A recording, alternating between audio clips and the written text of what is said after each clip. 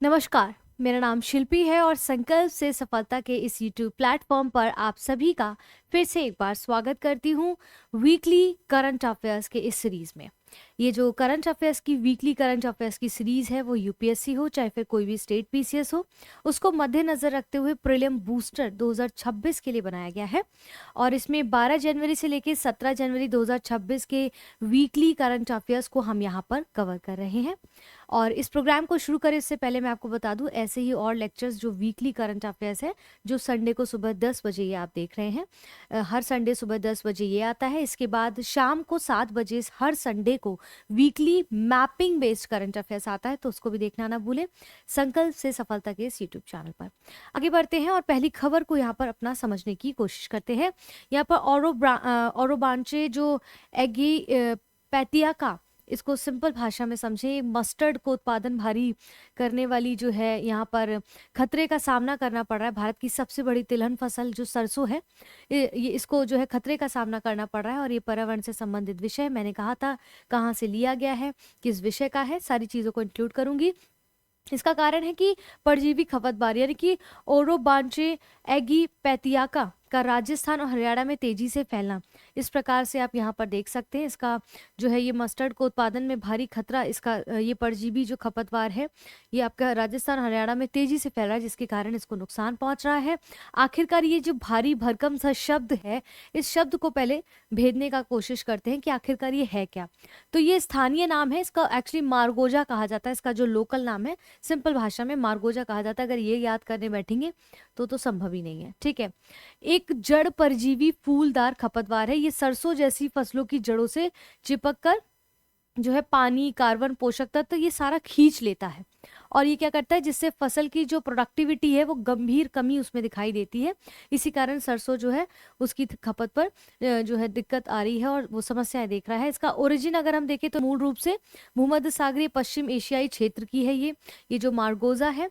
और ये खपतबार है, समय के साथ साथ ये दक्षिण एशिया, उत्तर अफ्रीका और यूरोप के कुछ हिस्सों में फैल गया है। और तिलहन व सब्जी फसल जो होती है, सब्जी ऐसी फसलों के लिए बहुत बड़ी समस्या बन गया है ये, ठीक है। और ओरोबांचे एगी पेटियाका, ठीक है, मारगोजा जिसको कहा गया है, मारगोजा ही कहा गया है ना, हाँ मारगोजा कहा गया है।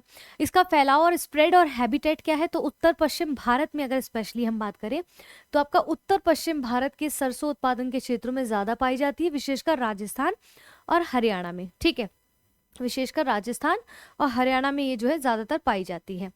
अब जो सरसों वगैरह इत्यादि है आपका, और इसके बीज मिट्टी में 20 साल तक जीवित रह सकते हैं। इसलिए फसल चक्र बदलने के बाद भी ये ऐसा है कि अगर फसल बदल भी थी तो 20 साल तक वो मिट्टी में खपतबार वो रहेगी।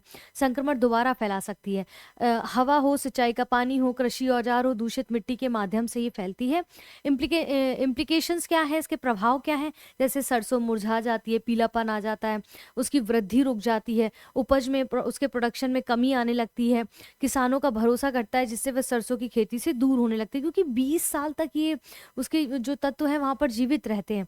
खाद्य तेल आयात घटने के भारत के लक्ष्य पर खतरा, क्योंकि खाद्य तेल भाई जब इस तरह से मोनोटोनस होगा, नहीं उपज अच्छी होगी, तो खाद्य तेल जो होगा आयात घटने में घटना जो है हमारे सामने देखने को मिलेगा। और क्योंकि सरसों घरेलू तेल उत्पादन में 4 मिलियन टन से ज्यादा अधिक का योगदान देती है, तो ऐसी स्थितियां जो है आर्थिक स्थिति को भी थोड़ा सा इस क्षेत्र में कमजोर करती हैं। दूसरा है आपका भैरव बटालियन, ठीक है। भैरव बटालियन क्या है और ये क्या है, इसको समझने का प्रयास करते हैं। बहुत इंटरेस्टिंग है ये डिफेंस से संबंधित विषय से है। अभी क्यों चर्चा में, भारतीय सेना की नवगठित एक नई बनाई गई भैरव बटालियन है। ये अपनी पहली सार्वजनिक झलक आर्मी डे परेड में जयपुर में प्रस्तुत करेगी, तो ये इसलिए इंपॉर्टेंट यहाँ पर हो जाता है। और ये एक्चुअल में है क्या, इसको समझ लेते हैं सबसे पहले।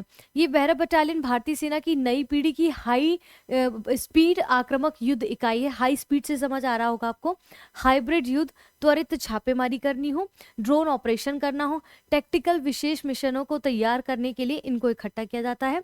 इसका अंडर क्या, किसके अधीन है ये बटालियन भारतीय सेना की कॉर्प्स, ठीक है, डिवीजन इस तरीके के डिवीजन लेवल जो स्ट्रक्चर्स है उनके अंतर्गत कार्य करती है। कौन सी, भैरव बटालियन, किनके अंतर्गत, भारतीय सेना की कॉर्प्स और डिवीजन लेवल संरचनाओं के अंतर्गत काम करती है ये। और पोजीशन मेनली ये कहाँ पर इनकी तैनाती होती है मुख्य रूप से, तो बहुत ही सेंसिटिव सीमावर्ती क्षेत्रों पे होती है। जैसे ध्यान रखना, सीमावर्ती क्षेत्रों की बात करें, राजस्थान, जम्मू, लद्दाख और नॉर्थ ईस्ट का भारत जो है अपना नॉर्थ ईस्ट में होती है, ठीक है। उद्देश्य क्या है, पैरा स्पेशल फोर्सेस और नियमित पैदल सेना जो इन्फेंट्री है उसके बीच में क्षमता खाई, जो बीच का गैप है ना, पैरा स्पेशल फोर्सेस और जो नियमित पैदल सेना उसके बीच में काफी गैप देखने को मिलता है। इस तरह से वो टेक्नोलॉजी का ज्ञान हो या बहुत सी चीजों को लेकर, तो उसको कम करने के लिए कमांडरों को ऐसे फाइट टू नाइट यूनिट्स मिल सके जो तेज और निर्णायक और तकनीक सक्षम ऑपरेशन तुरंत शुरू कर सके। अगर आज उनको जरूरत है तो आज ही अवेलेबल हो जाए उसी एट द टाइम पर, ठीक है। इस प्रकार की एक बटालियन को बनाया गया है जिसका क्या नाम है यहाँ पर, भैरव बटालियन, ठीक है। भैरव बटालियन इंपॉर्टेंट है, देख लेना। इसकी विशेषता क्या है, इसमें 200 से 250 सैनिक चुने गए हैं, ड्रोन, इलेक्ट्रॉनिक और तेज हमले के विशेषज्ञ को चुना गया है, और हाइब्रिड युद्ध क्षमता जिसमें जमीन, ड्रोन और साइबर सपोर्ट्स तीनों को नॉलेज जिसके पास हो, और सीमा के पास तैनाती तुरंत कार्रवाई के लिए ताकि भेजा जा सके। सेना के बड़े ड्रोन नेटवर्क से जुड़ी यूनिट जो है इसके अंतर्गत शामिल की गई है। इसके बाद अगला जो आपका टॉपिक है इस हफ्ते का, काफी इंपॉर्टेंट है आपके प्रीलिम्स को ध्यान में रखते हुए, चाहे यूपीएससी हो चाहे स्टेट पीसीएस। भारत ने मनी लॉन्ड्रिंग और आतंकी फंडिंग रोकने के लिए क्रिप्टो केवाईसी, ठीक है, नो योर कस्टमर को, केवाईसी को और ज्यादा सख्त कर दिया गया है, इसलिए चर्चा में बना हुआ है। सही सरकारी योजना और नियमन है ये आपका। और भारत सरकार ने क्रिप्टो करेंसी जो उसके कंज्यूमर्स हैं उनके लिए केवाईसी यानी कि नो योर कस्टमर और एएमएल यानी कि एंटी मनी लॉन्ड्रिंग जो है उनके नियमों को ज्यादा कड़ा कर दिया। इसके तहत अब live selfie verification, geo tagging और बैंक अकाउंट वैलिडेशन अनिवार्य कर दिया गया कि अगर उस वक्त में आपको ये चाहिए तो आप क्या करेंगे, मनी लॉन्ड्रिंग वगैरह, तो ये लाइव सेल्फी वेरिफिकेशन देना पड़ेगा आपको, जियो टैगिंग करनी पड़ेगी, बैंक अकाउंट वैलिडेशन देना अनिवार्य होगा। अब FIU rules roles out together crypto KYC norms है, ठीक है। नो मिक्सर्स, जियो टैगिंग, पेनी ड्रॉप्स, ये सब मतलब लाइव सेल्फीज, ये सब चीज़ें इसमें अनिवार्य होंगी। क्या है बेसिकली ये, तो एक अनिवार्य डिजिटल पहचान है, मतलब लाइव अपना जो है इंट्रोडक्शन देना होगा, लाइव डिजिटल जो है पहचान है, सत्यापन व्यवस्था, ताकि हाँ पता चले कि ये जो करेंसी की जो लेन देन हो रही है वो आप ही कर रहे हैं या फिर इसका फ्रॉड हो रहा है। जिसके तहत क्रिप्टो एक्सचेंज पर ट्रेड करने से पहले जो कंज्यूमर्स है उनको अपनी वास्तविक पहचान देनी होगी, फिजिकली बताना पड़ेगा, वहाँ प्रेजेंट होना पड़ेगा, और बैंक खाते से जुड़ाव साबित करना होगा कि हाँ वही इसमें जो है हस्तक्षेप कर रहे हैं, वही इसमें काम कर रहे हैं, वही इसको यूज कर रहे हैं। संबंधित इससे संबंधित संस्था कौन है जो इसको देख रही है, तो ये ढांचा जो है फाइनेंशियल इंटेलिजेंस यूनिट इंडिया द्वारा जारी और लागू किया गया। ये जारी और लागू दोनों इन्हीं के द्वारा किया गया है, जो केंद्रीय वित्त मंत्रालय के अंतर्गत काम करता है। पीटी ऐसे ही प्रश्न पूछता है आपसे, इस संस्था का नाम दे आपसे पूछा जाएगा, ये क्रिप्टो करेंसी को लेकर जो सख्त किए गए रूल है, तो financial intelligence unit in India किसके अंतर्गत आता है, तो दे देगा यहाँ पर अलग केंद्रीय वित्त मंत्रालय और मंत्रालय दे देगा, तो केंद्रीय वित्त मंत्रालय के अंतर्गत। और ये जो नियम बनाए गए हैं prevention of money laundering act के अनुरूप ये काम करेगा। उद्देश्य क्या है कि क्रिप्टो के जरिए जो गलत तरीके से मनी लॉन्ड्रिंग होती है, आतंकवादी ये फंडिंग की जाती है, जो प्रोलिफरेशन जो फाइनेंसिंग है उसको रोकना, क्रिप्टो के लेन देन को ट्रेसेबल करना, ट्रांसपेरेंट बनाना, अकाउंटेबिलिटी बढ़ाना और रियल व्यक्ति से जुड़े होना का प्रमाण देना है ताकि इसका मिसयूज ना हो, ठीक है। इसके बाद आपका यहाँ पर एक अगला टॉपिक आता है man portable anti tank guided missile, कि इसके बारे में समझ लेते हैं। ये आपका अगला टॉपिक है आज का, और ये क्या है, तीसरी पीढ़ी की फायर एंड फॉरगेट, ठीक है, फायर एंड फॉरगेट कंधे से दागी जाने वाली एंटी टैंक गाइडेड मिसाइल प्रणाली है, यहाँ पर ध्यान से देखेंगे आप, ठीक है, जिसे आज की टेक्नोलॉजी में मुख्य युद्धक टैंकों और बख्तरबंद वाहनों को नष्ट करने के लिए डिजाइन किया गया है। इसको समझते, विकसित किसने किया, पहले ये समझिए, डीआरडीओ ने इसको विकसित किया गया है, जिसका नेतृत्व है defence research and development laboratory जो कि हैदराबाद में। याद रखना है पीटी के लिए यही पॉइंट्स बहुत बेहद महत्वपूर्ण हो जाते हैं। अभी हम क्वेश्चंस भी सॉल्व करेंगे, एमसीक्यूज को भी देखेंगे। इसको बनाने के पीछे का उद्देश्य क्या है, क्योंकि हर उद्देश्य के बाद ही कोई चीज समझाई जाती है, बनाई जाती है। तो भारतीय पैदल जो सेना है उसको हाई सटीकता, मतलब अच्छे से सटीक निशाना हो, लाइट वेटेड हो, घातक हथियार उपलब्ध कराना जो दिन रात और हर मौसम में दुश्मन के बख्तरबंद लक्ष्यों को निष्क्रिय कहते हैं निशाभूत कर सके। तो ऐसी चीज को बनाना जो हर मौसम, हर दिन और जो हल्का भी हो ले जाने जाने में और काफी सटीक निशाने को मार सके, ऐसी चीज लाइट वेटेड बनाई गई है यहाँ पर।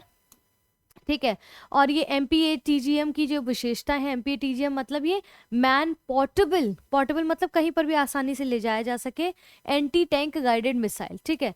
अब यहाँ कह रहे हैं इसकी विशेषता क्या है, क्या विशेष है इसमें जो बाकियों से अलग है। तो फायर एंड फॉरगेट मतलब मिसाइल छोड़ने के बाद खुद ही लक्ष्य तक पहुंच जाती है, सैनिक सुरक्षित रह सकता है, खुद को वो प्रोटेक्ट कर सकता है। IIR थर्मल सीकर यानी कि गर्मी पहचान कर टैंकों को ढूंढ लेती है, दिन रात और धुंध में सटीक निशाना भी लगा देती है। टॉप अटैक मोड यानी कि टैंक पर ऊपर से हमला करती है जहां कवच सबसे कमजोर होता है। ठीक है। टेंडम हीट वारहेड यानी कि पहले सुरक्षा कवच तोड़ती है, फिर अंदर तक घुसकर ये नुकसान करती है किसी भी जगह को। 200 से 4000 मीटर रेंज ये टैंकों पर हमला करने की क्षमता रखता है। दूर से ही मैन पोर्टेबल यानी कि सैनिक कंधे पर उठाकर ले जा सकते हैं, जरूरत हो तो वाहन पर भी लाया जा सकता है। वो भारी भरकम नहीं कि पूरे युद्ध की तैनाती जैसा नहीं है, बहुत सिंपल तरीके से। पोर्टेबल नाम इसीलिए रखा गया, आसानी से इसको इस्तेमाल किया जा सकता है, कहीं भी ले जा सकेंगे, इवन कंधे पे, गाड़ी में, कहीं पर भी। ठीक है। उच्च तीव्रता युद्ध में पैदल सेना की एंटी टैंक क्षमता में उल्लेखनीय वृद्धि होगी इसके साथ। स्पाइक और जेवलिन जैसे जो आयातित ATGM पर निर्भरता कम होगी जो हम बाहर से लेते हैं। आत्मनिर्भर भारत में जो डिफेंस टेक्नोलॉजी है उसके हमें उसमें हमें और मददगार जो है साबित होगा, और हमें आगे बढ़ने में बहुत मदद करेगा, और हमारी जो पर्टिकुलर देशों पे इसको लेकर निर्भरता थी उसको भी समाप्त करेगा। तो ये बहुत अच्छा अचीवमेंट है भारत के लिए। ठीक है। आत्मनिर्भर भारत की जो हम बात करते हैं, इसी के साथ साथ अगला टॉपिक आपका, आपने अभी चर्चा में देखा होगा इस पूरे हफ्ते, जो पैक्स सिलिका आपने काफ़ी चर्चा में सुना होगा। इसे मैंने अपने जो है जियो पॉलिटिकल के टॉपिक के अंतर्गत भी पढ़ाया है अपने ही चैनल संकल्प से सफलता पर। तो ये आपका इंटरनेशनल रिलेशन से संबंधित टॉपिक है। कॉन्टेक्स्ट क्या है? कॉन्टेक्स्ट ये है कि संयुक्त राज्य अमेरिका ने भारत को अगले महीने अमेरिका के द्वारा एक इनिशिएट लिया गया है जिसका नाम है पैक्स सिलिका, इस पहल में शामिल होने के लिए आमंत्रित किया है, निमंत्रण दिया है, ताकि भारत और अमेरिका के जो रणनीतिक और व्यापारिक संबंध है वो और मजबूत हो सके और बेहतर हो सके।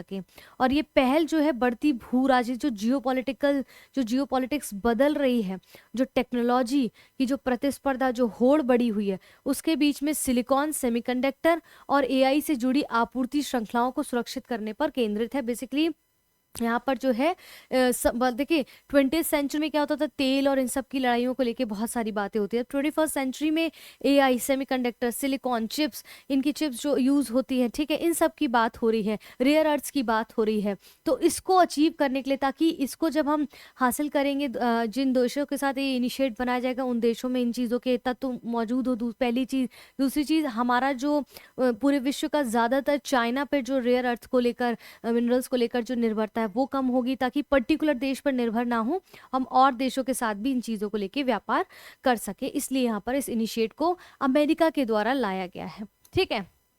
पैक्स सिलिका पहल के बारे में, तो ये अमेरिका नेतृत्व वाली एक इकोनॉमिक सुरक्षा प्रौद्योगिकी साझेदारी यानी कि टेक्नोलॉजी का आदान प्रदान है, जिसका उद्देश्य है कि सिलिकॉन, सेमीकंडक्टर और कृत्रिम बुद्धिमत्ता यानी कि AI, महत्वपूर्ण खनिजों और उन्नत विनिर्माण के लिए सुरक्षित, लचीले, नवाचार यानी कि इनोवेटिव आधारित जो ग्लोबल कंजप्शन है, आपूर्ति श्रृंखला को बनाना है, ताकि दूसरे देशों पर, स्पेशली चाइना पर निर्भरता कम हो।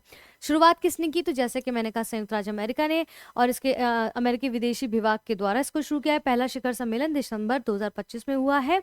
शामिल देश इसमें कौन कौन से? तो जापान, दक्षिण Korea, Singapore, Netherland, United Kingdom, Israel, संयुक्त अरब अमीरात और ऑस्ट्रेलिया। अतिथि साझेदार कौन है? ताइवान, यूरोपीय यूनियन, कनाडा, OECD, और भारत को इसमें जो है निमंत्रण मिला है। और इसकी विशेषताएं क्या है? तो देखेंगे पूरी टेक्नोलॉजी श्रृंखला को कवरेज करना, यानी कि कच्चे माल से लेकर AI चिप्स हो या फिर डेटा इंफ्रास्ट्रक्चर तक, किसी भी चरण में कोई भी प्रकार की बाधा ना उत्पन्न हो। इनका जो इनिशिएट शुरू किया जा रहा है, विश्वसनीय तकनीकी पारिस्थितिकी तंत्र को क्रिएट करना, केवल सिर्फ भरोसेमंद साझेदार देशों के साथ ये सहयोग होगा, ताकि डेटा चोरी से बचा जा सके, तोड़फोड़, जासूसी के जो जोखिम जो है वो कम किया जा सके जिन देशों के साथ ये काम होगा। और देखिए इसमें ना पाकिस्तान को अमेरिका ने इन्वाइट नहीं किया है, जैसे अभी वहाँ के जो जो नेता हैं उन्होंने दिखाया भी था कि देखो हमारे पास कितने रेयर अर्थ हैं अमेरिका को, लेकिन ये ऐसे कहते हैं ये खोखली बातों से क्या ही होगा, लेकिन अमेरिका ने भारत को जोड़ा है अभी, ठीक है। इसमें दीर्घकालिक आपूर्ति क्षमता यानी कि वही स्थिर निवेश होगा, नए फैब्स बनेंगे, प्रोसेसिंग इकाइयों का प्रोत्साहन मिलेगा, एंटी डंपिंग और दबाव रोधी जो सामान बाजार में अवांछित भराव और राजनीतिक प्रेशर से आपूर्ति बाधित ना हो। किस तरह का माहौल जिस तरह से क्रिएट हो रखा है आज के समय में जियो पॉलिटिक्स में, वहाँ मान लो चाइना जैसा देश अगर इनकेस कल को कह दे कि नहीं हम तो इतना टैरिफ लगाएंगे और हम आपको नहीं देंगे या हमें ये देने से मना कर दे, तो सारी चीज़ें रुक जाएंगी ना। इसी जो है अवरोध को खत्म करने के लिए ऐसा इनिशिएट लिया गया है।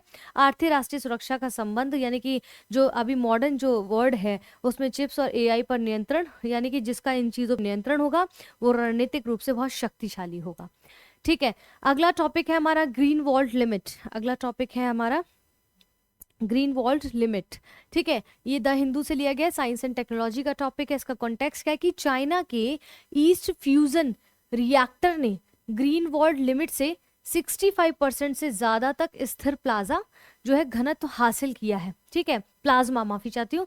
अब ये क्या है, परमाणु संलयन यानी कि न्यूक्लियर फ्यूजन का जो रिसर्च है उसमें लंबे समय तक एक बड़ी बाधा मानी जाती थी न्यूक्लियर फ्यूजन को, जिसके कारण से ये बनाया गया है ग्रीन वॉल्ट लिमिट। अब इसकी क्या लिमिट है, क्या है, क्या देखते हैं, क्या सारी चीजें हैं, इसको समझने का प्रयास करते हैं,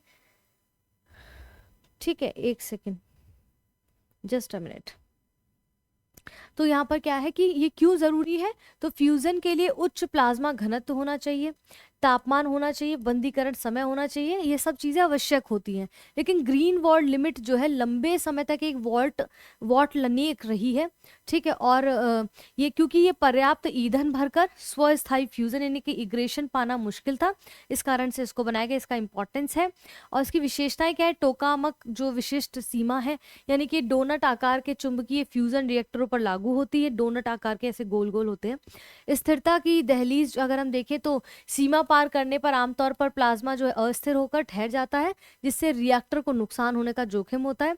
घनत्व ऊर्जा संबंध, अधिक घनत्व से परमाणु टक्करों की जो है दर बढ़ती है, जिससे फ्यूजन और ऊर्जा उत्पादन बढ़ता है। डिजाइन की बाधा क्यों होती है, अब नहीं होगी, क्योंकि दशकों तक इसे स्थिर सीमा मानकर ईंधन घनत्व सीमित रखना पड़ेगा। मतलब सिंपल सी भाषा, थोड़ा टेक्निकल चीज है, तो कुछ कुछ चीजें इसमें याद रखनी, किसके द्वारा बनाया गया, क्या काम करता है, क्या विशेषताएं, वो सब हमें थोड़ा देख लेना होगा, ठीक है। अब यहाँ पर ब्रिक्स इंडिया 2026 का एक लोगो आ गया है, हम सब ने देखा, भी काफी वायरल रहा है, काफी चर्चा का विषय रहा है, मुद्दा भी रहा है। अब यहाँ मुद्दा हमें समझ आ गया क्यों रहा है। समझते हैं कि भारत ने ब्रिक्स की 2026 की जो अध्यक्षता है वो संभालने की तैयारी के तहत ब्रिक्स इंडिया 2026 का आधिकारिक लोगो और वेबसाइट लॉन्च की है 2026 में, ठीक है। अब वो कुछ इस प्रकार की दिख रही है। ये क्या है, तो ब्रिक्स इंडिया 2026 का जो लोगो है, ठीक है, ये जो लोगो हमने अभी कमल के रूप में आगे देखा, ये ब्रिक्स की अध्यक्षता की आधिकारिक दृश्य पहचान है जो 2026 में समूह का नेतृत्व करने वाले भारत की दृष्टि, उसका मूल्य और प्राथमिकताओं को दर्शाता है। अभी इसको एक्सप्लेन करेंगे, इसकी हर पंखुड़ी क्या एक्सप्लेन कर रही है, इस समझना ही पीटी के लिए इंपॉर्टेंट भी हो सकता है। मैं अब 2026 की मेजबानी ब्रिक्स की कौन कर रहा है, तो भारत कर रहा है। अध्यक्षता का जो ड्यूरेशन है वो कैलेंडर और वर्ष 2026 पे निर्भर करेगा, भी पता चल जाएगा कुछ ही समय में। विशेष अवसर ब्रिक्स की 20वीं वर्षगांठ है 2026 जो हम कर रहे हैं, ठीक है। इसके बाद यहाँ पर देखते हैं कि लोगों की थीम क्या है। ये जो लोगो है, ये जो कमल रूपी लोगो देखा हमने, कहते हैं लोगो भारत के राष्ट्रीय पुष्प कमल से प्रेरित होकर है, जिसको दर्शाता है लचीलापन और पुनर्नवीनीकरण, ठीक है। विविधता में एकता, diversity and variety in India की बात करते हैं। आध्यात्मिक और सांस्कृतिक सामंजस्य को भी दर्शाता है। लोगों का मूल उद्देश्य जो ये लोगो है वो उसका मूल संदेश है कि वैश्विक कल्याण के लिए एक साथ होना, वैश्विक कल्याण के लिए एक साथ होना, कुछ इस प्रकार से, जो भारत की वसुधैव कुटुंबकम यानी कि एक पृथ्वी एक परिवार की सोच को, मेल को दिखाता है ये लोगो। इसकी विशेषताएं क्या है, कमल के आकार का है, तो भारत की सभ्यतागत पहचान और विपरीत परिस्थितियों में उन्नति का प्रतीक है, कि कहते हैं ना कमल में कीचड़ खिलता है, कुछ इस प्रकार से डिकोड किया गया है। केंद्र में नमस्ते करते हाथ है, सेंटर में ऐसे हाथ दिया गया नमस्ते करते हुए, ये सम्मान, संवाद और सहयोग का संकेत है। 5 रंगीन पंखुड़ियां हैं जो ब्रिक्स के संस्थापक देश जैसे ब्राजील, रशिया, भारत, चीन और दक्षिण अफ्रीका को दर्शाता है। संतुलित डिजाइन है, बैलेंस्ड है, विविध संस्कृतियों, अर्थव्यवस्थाओं और राजनीतिक प्रणालियों में एकता का प्रतीक को झलकाता है। वहीं डिजिटल प्लेटफॉर्म तो ब्रिक्स इंडिया वेबसाइट जो है वो बैठकों, पहलों और परिणामों और जन सहभागिता का केंद्र है। तो ये सारी चीजें उससे डिकोड हो रही हैं। ठीक है, इसकी जो लोगो है और जो थीम है। इंपॉर्टेंस क्या है? ग्लोबल साउथ में भारत की नेतृत्व भूमिका को रेखांकित करता है, जो भारत की अपनी एक इंपॉर्टेंस है। ब्रिक्स को जन केंद्रित और विकासोन्मुख मंच के रूप में मजबूत करता है ये लोगो। और ब्रिक्स 2026 के लिए भारत की 4 प्राथमिकताओं के अनुरूप है, जो 4 प्राइमरी स्टेजेस उन्होंने रखे हैं 2026 के लिए, जैसे कि लचीलापन, रेजिलियंस, ठीक है, नवाचार यानी कि इनोवेशन, सहयोग यानी कि कॉपरेशन, और सततता यानी कि सस्टेनेबिलिटी। ठीक है, तो इन चारों को जो है वो लोगो इस प्रकार से जो अलग अलग तरीके से रंगों के साथ, पंखुड़ियों के साथ इंगित करता है, उसको एक्सप्लेन करता है। स्पष्ट है यहाँ तक? यही चीज कह रहा है इसमें लोगों को लेकर। अब है भारत में वॉल्चर्स इन इंडिया। इंपॉर्टेंट है क्योंकि बिल्कुल समाप्त ही हो गए हैं। उसके कई सारे कारण हैं जिसको हम देखते हैं कि चर्चा में क्यों आया है। अभी समाचार में कुछ प्रजातियों के रूप में इसको देखा गया है, काफी सारे जो है स्पेसीज इन न्यूज। तमिलनाडु सरकार ने बताया कि मद्रास हाई कोर्ट न्यायालय को बताया है कि वह वेटनरी दवाओं जैसे कि डाइक्लोफेनाक बहुत इंपॉर्टेंट मेडिसिन है, ध्यान से सुनिएगा। इसमें होने वाले जहर से क्या हो रहा है, गिद्धों की रक्षा के लिए गिद्ध सुरक्षित क्षेत्र यानी कि वल्चर सेफ जोन्स बना रही है। कौन? तमिलनाडु सरकार ने मद्रास में हाई कोर्ट से कहा है। इसकी शुरुआत नीलगिरी बायोस्फीयर रिजर्व। अब ये नीलगिरी बायोस्फीयर रिजर्व कहाँ है, किस नदी घाटी पे, इंपॉर्टेंट हो जाता है, कमेंट में करिएगा। जैसे ये मोयार नदी घाटी पे कहाँ है देख लेना, क्योंकि गिद्धों की सुरक्षा क्षेत्र को लेकर यहाँ पर बात चल रही है। ठीक है, अब ये जो मेडिसिन कह रहे हैं ना, ये जैसे जानवरों को ज्यादातर ये दी जाती है। अब इससे गिद्ध कैसे मरते हैं, तो जानवरों को जब ये दी जाती है तो जब वो मर जाते हैं तो उनका मांस जब गिद्ध खाते हैं तो उनको भी इफेक्ट करता है और वो भी उनकी मृत्यु होती है, और ऐसा बहुत बार देखा गया है। ठीक है, और भारत में गिद्धों के बारे में क्या है, वो कौन है क्या है, तो ये मृत भक्षी, शिकार भक्षी कहते हैं कि ये जो जैसे सड़े गले जो जानवर हो जाते थे उनको जैसे पहले दफनाया नहीं जाता था, खुले में कहीं दूर छोड़ दिया जाता था, तो इनका भोजन होता था। अब वो सब चीजें बंद हो गई हैं। वो सब चीजें बंद होने से क्या होगा कि इनका भोजन समाप्त हो गया, तो ये मरते जा रहे हैं। ठीक है, और जो जानवरों के शव खाते हैं ये बीमारियों के फैलाने को रोकते हैं। इनको इनसे जिस जानवरों के मरने से ये खा लेते थे, उनसे जो बीमारियां फैलती थी मरने के बाद वो नहीं होती थी, लेकिन अब होती हैं। पोषक तत्वों के पुनर्चक्रण, पर्यावरण को सुरक्षित रखने में बहुत ज्यादा अहम भूमिका निभाते हैं ये गिद्ध आपके, जो कि अब बिल्कुल लुप्त प्राय हो चुके हैं। ठीक है, अब यहाँ पर नेक्स्ट है प्रोजेक्ट सन कैचर। सन कैचर आपका प्रोजेक्ट है, ये द हिंदू का आर्टिकल है, विज्ञान और प्रौद्योगिकी से संबंधित है। इसमें कहा गया है, कॉन्टेक्स्ट क्या है कि गूगल रिसर्च ने प्रोजेक्ट सन कैचर का एक खुलासा किया है। ये पहल जो है लो अर्थ जो ऑर्बिट है, लियो जिसको बोलते हैं, लो अर्थ ऑर्बिट में सिर्फ सौर ऊर्जा से चलने वाले जो एआई डेटा सेंटर है उनकी संभावनाओं पर रिसर्च करती है, ताकि एआई की तेजी से बढ़ती बिजली मांग, एआई जो आजकल बहुत ज्यादा कंजप्शन कर रही है बिजली का, उसके समाधान किया जा सके, ताकि प्रकृति पर ज्यादा बोझ ना पड़े। ठीक है, प्रोजेक्ट सन कैचर के बारे में हम पहले समझ लेते हैं कैसे काम करता है, क्या है ये। तो ये एक अवधारणा है और शोध कार्यक्रम है, अभी रिसर्च चल रही है, जिसके तहत लो अर्थ ऑर्बिट में एआई डेटा सेंटर स्थापित करने का विचार है। ये डेटा सेंटर लगातार सौर ऊर्जा पर चलेंगे, ऊर्जा गहन एआई कार्यों को संचालित करेंगे। किसने शुरू किया गया था, तो गूगल रिसर्च ने इसको शुरू किया, गूगल ने। और यहाँ पर जो है इस प्रकार से आप देख सकते हैं कुछ, इसका उद्देश्य क्या है कि सूरज की लगातार मिलने वाली जो एनर्जी है ना, सन एनर्जी है, वो एआई की बिजली खपत को कम कर सकती है। ठीक है, एआई डेटा सेंटर को धरती की बिजली लाइन, जमीन और पानी पर निर्भरता से मुक्त करेगा, जैसा कि मैंने अभी बताया। और ये काम कैसे करेगा, तो अंतरिक्ष में उपग्रहों का एक घना समूह लगाया जाएगा, जो ऐसी कक्षा में घूमेगा जहां हमेशा धूप मिलती रहे, क्योंकि सोलर एनर्जी से चलेगा तो हमेशा धूप मिलते रहना अनिवार्य होगा उसे। एआई का काम आपस में जुड़े जो उपग्रह हैं उसमें बांट दिया जाएगा। धरती से संपर्क सिर्फ डेटा भेजने लाने के लिए होगा। काफी इनोवेटिव आइडिया है ये। खासकर खास रेडिएशन झेलने वाले जो चिप्स हैं और ठंडा रखने वाले विशेष तकनीक से ये सिस्टम स्पेस में सुरक्षित तरीके से काम भी करेगा। ठीक है, स्पेस में काफ़ी अच्छे तरीके से काम करेगा और हमारी धरती पर जो प्रकृति की रिसोर्सेज को स्पेशली पानी की अगर हम बात करें उस पर जो इसकी निर्भरता होगी उसको कम करेगा, क्योंकि अब ये सोलर बेस्ड हो जाएगा। प्रमुख विशेषताएं, हमेशा सौर ऊर्जा मिलती रहेगी, तो अंतरिक्ष में लगातार धूप मिलती है, न दिन और न रात की समस्या। तेज उपग्रह नेटवर्क यानी कि उपग्रह आपस में बहुत तेज इंटरनेट से जुड़े रहते हैं। रेडिएशन से सुरक्षित चिप्स यानी कि खास चिप्स जो अंतरिक्ष के विकिरण को सहन कर लेते हैं उसको डाला जाएगा। धरती पर कम निर्भरता पड़ेगी, ज्यादातर काम अंतरिक्ष में ही होता रहेगा, तो यहाँ पर बोझ भी कम पड़ेगा। आसान विस्तार, तो पुराने जो उपग्रह हटाकर नए जोड़े जा सकते हैं वहां पर, अगर इनमें से कुछ पुराना होता है तो उनको हटाकर नया भी एड ऑन किया जा सकता है इजीली।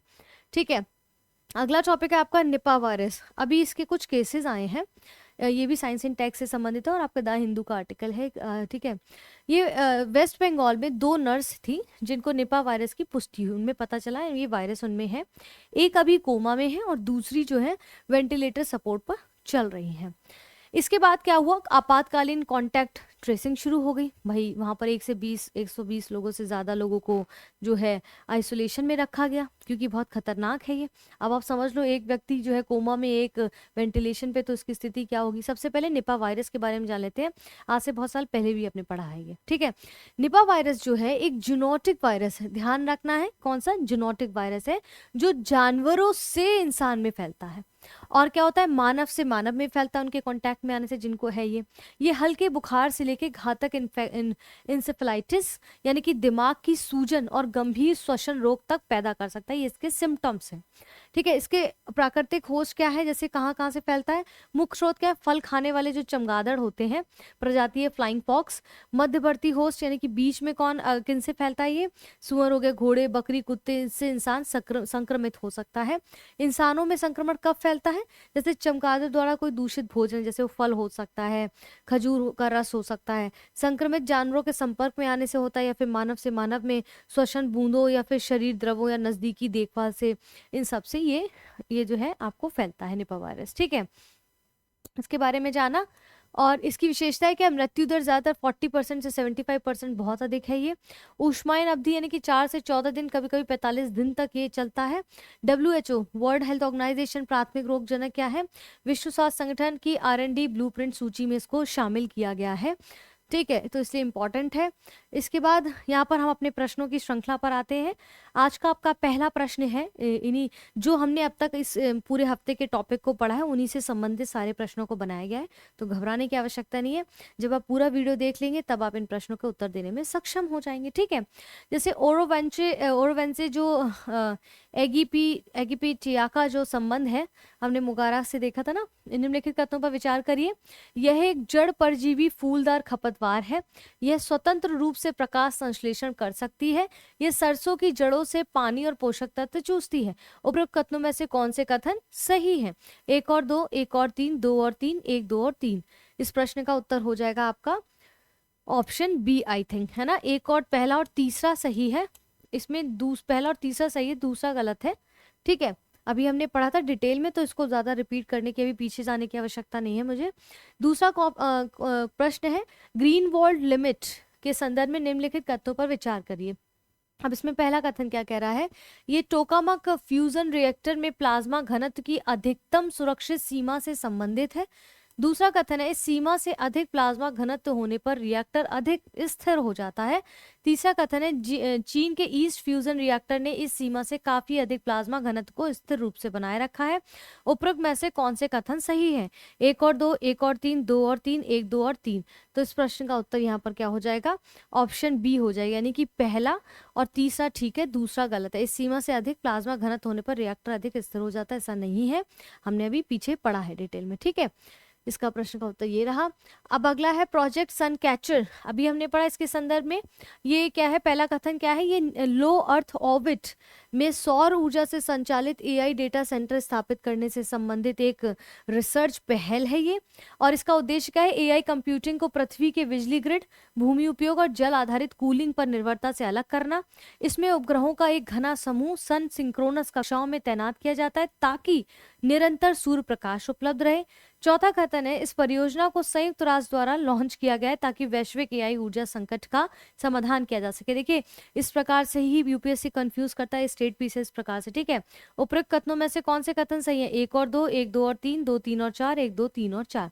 तो इस प्रश्न का उत्तर क्या होगा? वीडियो पॉज करके भी आप आंसर दे सकते हैं। इस प्रश्न का उत्तर आपका है ऑप्शन बी, यानी कि पहला, दूसरा और तीसरा कथन ठीक है, चौथा गलत है। संयुक्त राष्ट्र के द्वारा लॉन्च नहीं किया है। आपने देखा, अभी पढ़ा, किसके द्वारा किया गया हमने देखा है, ठीक है। एक है man portable anti tank guided missile, जिसको अभी हमने पढ़ा। कौन से कथन पूछ रहा है? सही है।